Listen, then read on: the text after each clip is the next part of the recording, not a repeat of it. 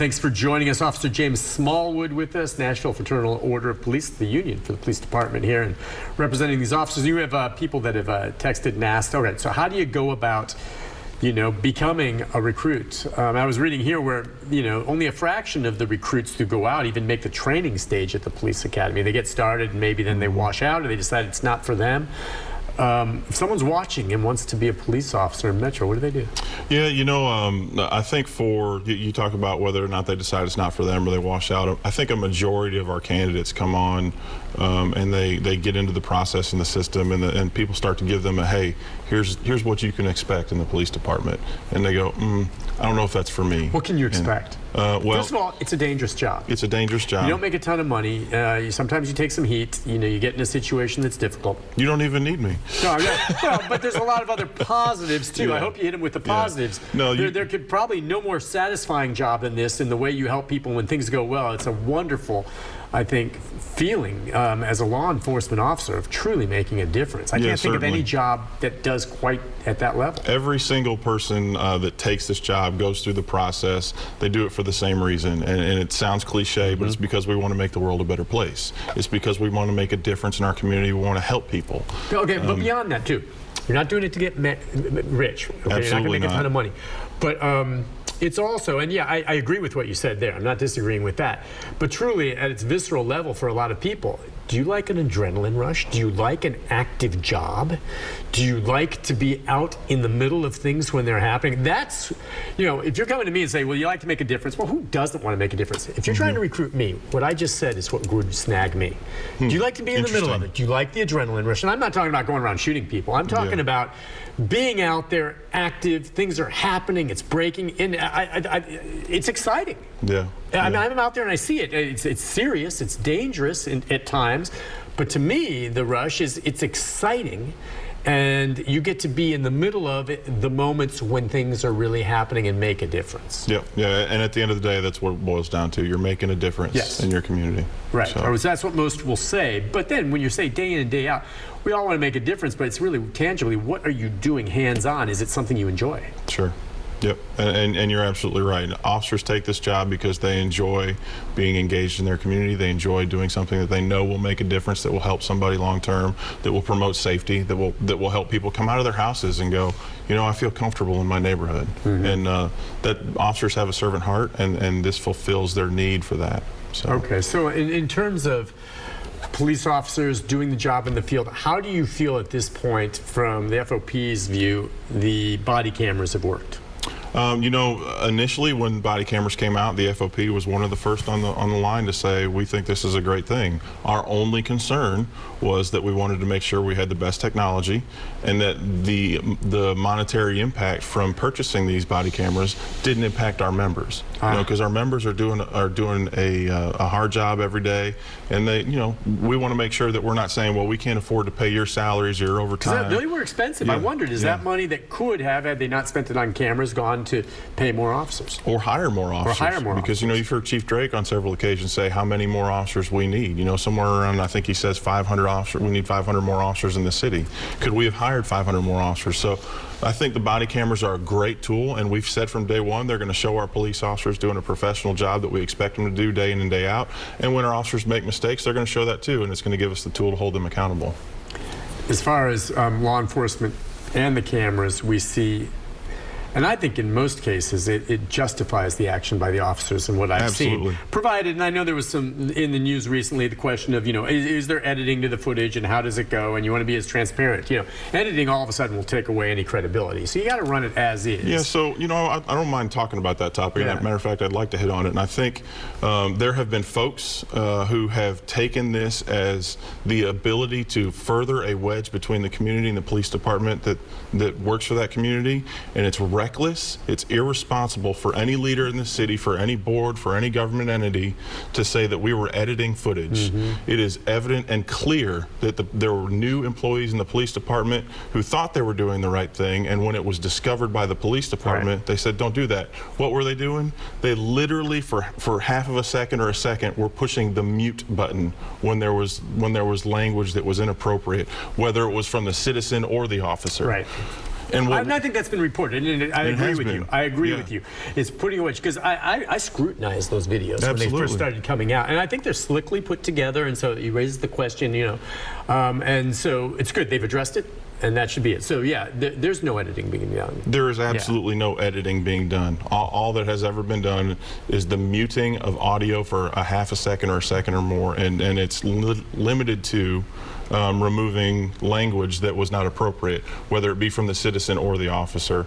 And that has since been corrected. And the other side of this is the police department is the one that caught this, thought it was important to be transparent about it, and brought it to the attention of the public and to the Community Oversight Board. And now people are saying, oh, this is a giant aha moment. No, we found it ourselves, and we told everybody, hey, we had these new employees making a mistake. We've corrected it. We're moving forward. But some people want to hold on to they got a hold of that bone and they won't let it go. Right, gotcha. Point taken. I mean, that's one reason I wanted to bring that up. As far as dealing with FOP, part of what the FOP does is deal with representing law enforcement officers if litigation comes about. Correct? Sure. Is that part of it? And that's, I think, a decent benefit. If a police officer is sued somehow, or the department is, how does the FOP work on that? You have a staff of lawyers, or you hire representation? There are. There's a whole program that we offer to our members if they get into a position where they need representation. Depending on the incident, it'll either be an attorney or myself, whether it's disciplinary or criminal. So there's a whole roadmap for how that works. But what they can do is, if it's a significant enough event or it's something they would feel more comfortable with legal counsel representing them, they can hire an attorney, and we have a roster of attorneys that are available, or they can hire any attorney they choose as long as they agree to our rate. Okay, and so many times if there are lawsuits, the optics of what was captured plays. And maybe you can address this, just the issue. And there have been some higher profile cases where law enforcement officers have had to respond sometimes to individuals that at one point or another are deemed to have had obviously a real mental crisis going on. But they may have been armed, they may have put officers or the public at risk, and they have to respond to these instances. It seems like police are being asked to do more and more and try to evaluate the best way to de-escalate a situation. Yeah, so as it relates to mental health crises, back in the 60s when we deinstitutionalized all of our mental health facilities across the country, what did we do?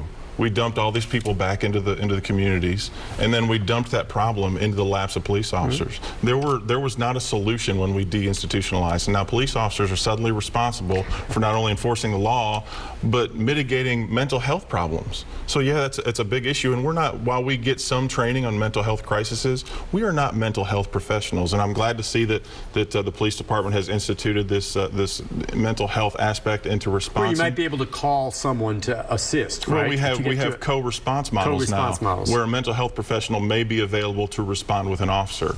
Now, we've seen some stuff in the news recently, especially the 65 incident. Right. This is what's important about that issue. Context is not always provided with the content. And while we have somebody who has a 15-second video, they don't understand that there was 45 minutes of negotiation, of pleading, of begging before that incident occurred. And nobody is out there on Front Street going, this is what happened. We spent 45 minutes trying to get this guy to calm down, telling him, hey, this is going to be okay. And then this guy pulls a shiny metal object out of his pocket, and we were forced to respond, because law enforcement officers have the right to go home at the end of the day too. There's no expectation on us to take fire or be abused or beat up before we protect ourselves. So context and content is very important, and that is what we really need to be focused on in the media, in leadership in our government, in elected officials. But instead of that, a lot of our elected officials like to scapegoat the police and jump to a conclusion before they really know what's going on, and that doesn't help. It just becomes hyperbole, and it hypes up everybody in the community, because it's not their fault. They don't understand. They've been given this small aspect of information, and that's how they've drawn their decision, rather than getting all of the content and the context with it. So many times some of these episodes occur, and I'll hear from people either messaging me on Facebook or calling into the show saying, I understand law enforcement had to respond, but when they pulled the weapons and shot this individual, why couldn't they just shoot him in the leg or something like this? And maybe just talk about basic training when it comes to if and when a law enforcement officer decides they have to use force. You're not aiming for a leg, you're not aiming for the head, you're aiming for general body mass, right? Because that's the most likely area you're going to hit somewhere. You're not trying to aim for the big toe because you'll maim them and put them down because you're going to miss. Yeah, there's a high likelihood, especially if that individual's mobile, that you won't hit your target. Every shot that is fired by a law enforcement officer, every bullet that comes out of a gun, that law enforcement officer is responsible for, and they're responsible for having to explain why they did what they did and what they saw and what they did. And shooting for a leg and heaven forbid, missing and hitting somebody else in the area from a ricochet or somebody you didn't see in the background, so on and so forth, or missing and then that individual responding with their own force and then you or other officers with you being injured. Those are all risks that you can't take. What we have to do, it's not a pretty situation, but what we have to do is we have to identify the threat. We have to figure out what the best way to stop that threat is, and that's why we aim for center mass. That's why we aim for the largest part. Because we're not sharpshooters. You're not shooting necessarily. It may be, if you're going for that, you're not shooting to kill. No. What you're shooting to do is stop. Now, if it happens to hit center mass, yeah, it may hit the heart and kill him. But you're shooting to stop. Hopefully the individual survives. But you're shooting for the largest area, the most likely area where you're going to hit someone, so that it takes care of that threat. Yeah, and the other important factor in this to remember is every law enforcement officer involved shooting that we've seen here as of late has involved some level of non-compliance or resistance to arrest from that subject. Has come from some level of that subject being armed and confronting the officer with some level of a weapon or perceived weapon. That's what we're facing. We're not just going out there. This isn't the Wild West. We're not cowboys. We're dealing with threats that are ever present in front of us, and we have to deal with and mitigate those threats. This isn't just this is somebody we don't like. They're coming after us. They're not listening to us. Compliance is important. Not presenting a weapon in your hand when you're dealing with a police officer is important. When you don't do those things, when you do comply with orders, when you do surrender when you need to or when you're ordered to, when you comply with lawful orders from a police officer, these things don't escalate. So those are important factors that we need to consider. It's a two-way street. Absolutely. When you talk about a two-way street, I'm just wondering about various cases here. Everyone, oftentimes will agree and say, look, you just comply with the instructions from a law enforcement officer. I'm wondering if police officers are getting some training, understanding that there's some in society, fairly or otherwise, view officers as adversarial. Okay, I'm speaking specifically because of some high-profile cases, George Floyd and others, many in the African-American community. They see a police officer come. They don't necessarily see that individual thinking, oh, this is a good guy. This is someone who's going to be trouble potentially for me. So they may not immediately comply with an order. And everyone's like, well, if they just complied. And I'm trying to think, well, if you think someone's adversarial, you may not always comply with exactly what they say. Are law enforcement officers aware of that? Do they try to handle those situations potentially differently? Knowing, because what I'm telling you is a fact. There are people in the population that may. The other fact is, yes, you want to comply with what an officer says. That, by and large, is the right way. But there can be reasons, societally speaking, why some individuals may choose not to, not because they're hiding something or something, but because they fear the officer. Yeah, so there's certainly some level of that in our society, and that's a shame, right? Yeah. Because we've talked about why law enforcement officers do this job. They join up because they want to make the world a better place. They want to help. But there are those out there in society who have raised their children with the mindset that the police officer is the bad guy, and when they become adults, that mindset is ingrained in who they are. And there may have been examples that are justifiably so. Driving while black, getting pulled over for that. We know that's happened. And so that's going to piss some people off. And if that's my child, I'm going to say, listen, you got to be aware of this. You could be pulled over simply because of the color of your skin. And we know that's happened. Well, I will say this. Law enforcement officers, again, are doing what they think they need to help people. And that while there are a majority of the time, and while there are certain instances across the country, George Floyd is one of them. Every single, I can't remember a time when this has happened, but every single police agency, every police union almost came out and said, that's not how we do policing. Everybody came out and said that's not right. There are things in that incident that should not have happened. We came out and said it, and instead of people going, oh, okay, that makes sense. Police officers are paying attention. They don't think that should have been done either. What did we do? We hyped it up even more. We inflamed the situation even more, and you saw things erupt around the country where they shouldn't have. Nashville, Tennessee had nothing to do with that incident. we're still doing everything we can to repair our community's relationships. And then we have activist organizations who are doing everything they can to drive a wedge in between the police officers and the communities they serve. I will say that this police department has done a phenomenal job, especially under the administration of Chief Drake, of emphasizing community engagement and making sure that we're building positive relationships. The FOP has over a 50-year history of being involved in the community, holding and hosting youth camps, doing community activities throughout the year to be engaged so that we can not only build positive relationships, but help. And I think that's key moving forward, that we continue to build those relationships in our community. Take a break. Our final segment, we'll take a few phone calls and a few more questions for the president of the FOP here in Davidson County, James Smallwood, right after this.